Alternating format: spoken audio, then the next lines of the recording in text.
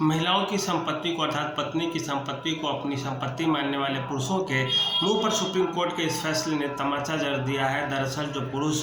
स्त्रियों के आभूषण और उनके पैसे को जो अपनी संपत्ति मानते हैं उनके लिए यह बुरी खबर है, क्योंकि सुप्रीम कोर्ट ने यह फैसला कर दिया है कि जो महिला की संपत्ति है पुरुष उसके आपात स्थिति में या किसी दुख के समय में, संकट के समय में उपयोग तो कर सकते हैं, लेकिन इसके बदले में उन्हें ये संपत्ति लौटानी पड़ सकती है और उन्हें अपनी संपत्ति न समझी जाए तो ज़्यादा बेहतर होगा। बात केरल हाई कोर्ट का है। केरल की एक महिला होती है जिनके शादी के समय उनके घर वाले की तरफ से गोल्ड गिफ्ट किया जाता है, सोने के आभूषण दिए जाते हैं, पैसे दिए जाते हैं और महिला के जो पति थे वे अपनी माँ को जाके पूरी की पूरी संपत्ति दे देते हैं कि आप रख रखाव करें। लेकिन वहीं से छेड़छाड़ का मामला आता है कि गहने को गायब कर दिया जाता है, महिला को नहीं दिया जाता है, चोरी का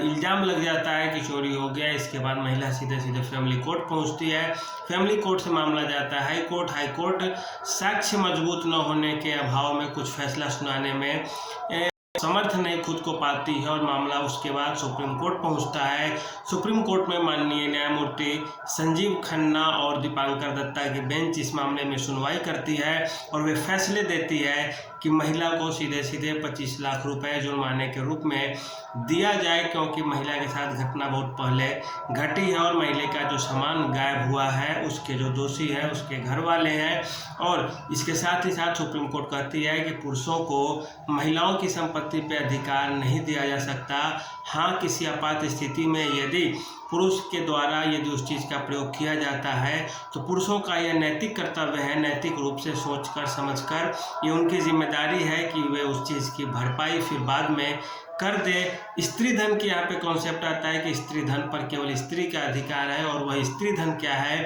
स्त्री धन शादी के समय यदि महिला को शादी से पहले कोई धन मिलता है वह भी स्त्री धन है। शादी करने के बाद जब महिला आपके यहाँ आती है फिर भी कुछ मिलता है वह भी स्त्री धन है, उस पर भी उसी स्त्री का ये अधिकार है। इसके अलावा शादी के बाद भी यदि स्त्री को कुछ मिलता है उस पर भी केवल स्त्री का अधिकार है, उसके पति तक का अधिकार नहीं है। यहाँ तक कि स्त्री को जब बच्चे होते हैं महिलाओं को उस दौरान भी जो कुछ उन्हें दी जाती है उपहार स्वरूप उस पर भी केवल और केवल उसी महिला का अधिकार है, उसके पति का अधिकार नहीं है, उसके परिवार वालों का अधिकार नहीं है। सुप्रीम कोर्ट ने स्त्री धन की जो परिभाषा है उसे काफ़ी विस्तृत कर दिया और स्त्री धन की बात करें तो ये महिला के पास जितनी संपत्ति है विवाह से पहले से लेकर विवाह के बाद तक की तो सारी की सारी उपहार के रूप में उसे जितना मिले हैं इसमें चल और अचल जमीन जायदाद भी आ सकते हैं, गाड़ी भी आ सकती है, मोटर कुछ भी आ सकती है इसमें, और वे सारे के सारे पे केवल और केवल